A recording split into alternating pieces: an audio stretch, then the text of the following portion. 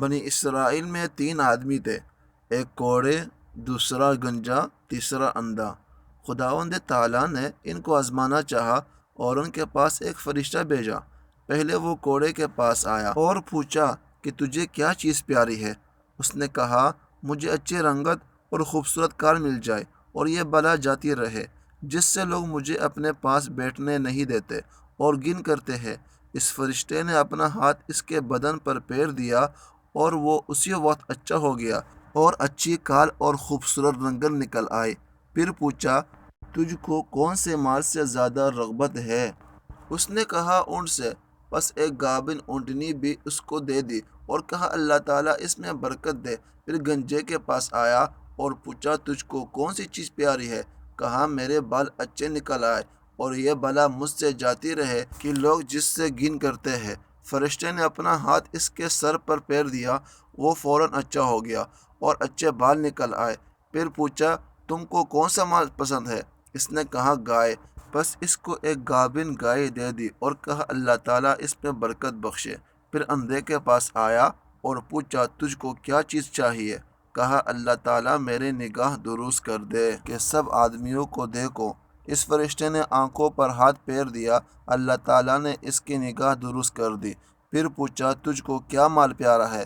کہا، بکری۔ پس اس کو ایک گابن بکری دے دی۔ تینوں کے جانوروں نے بچے دیے۔ تھوڑے دنوں میں اس کے اونٹوں سے جنگل بھر گیا اور اس کے گایوں سے اور اس کے بکریوں سے۔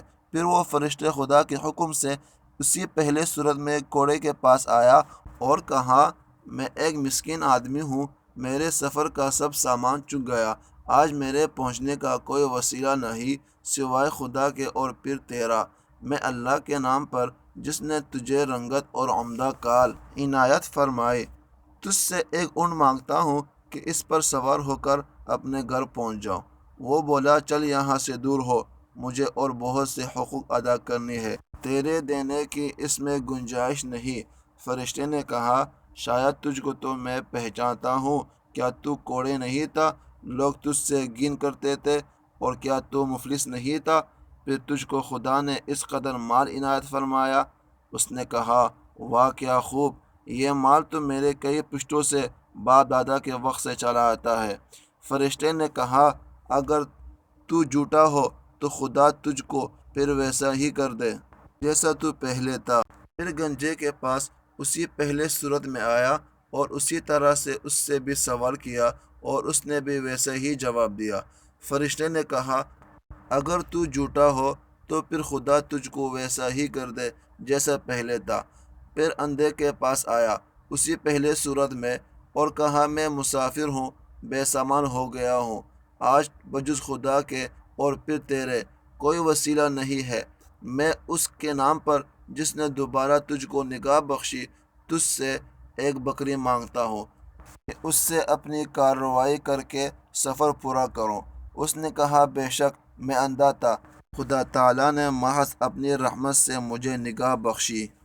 جتنی بکریاں تیرا جی چاہے لے جاؤ اور جتنی چاہے چھوڑ جا، خدا کی قسم کسی چیز سے تجھے منع نہیں کرتا۔ فرشتے نے کہا، تو اپنا مال اپنے پاس رکھ، مجھ کو کچھ نہیں چاہیے، فقط تم تینوں کی آزمائش منظور تھی سو ہو چکی، خدا تجھ سے راضی اور ان دونوں سے ناراض۔ دوستو، اس سے ایک فائدہ حاصل ہوا۔ ہمیں خیال کرنا چاہیے کہ ان دونوں کو ناشکری کا کیا نتیجہ ملا۔ تمام نعمتیں چھین گئے اور جیسے تھے ویسے ہی رہ گئے اور خدا ان سے ناراض ہوا، دنیا اور آخرت دونوں میں نامراد رہے۔ اور اس شخص کو شکر کی وجہ سے کیا عوض ملا کہ نعمت بحال رہی اور خدا اس سے خوش ہوا اور دنیا و آخرت میں شاد بامراد ہوا۔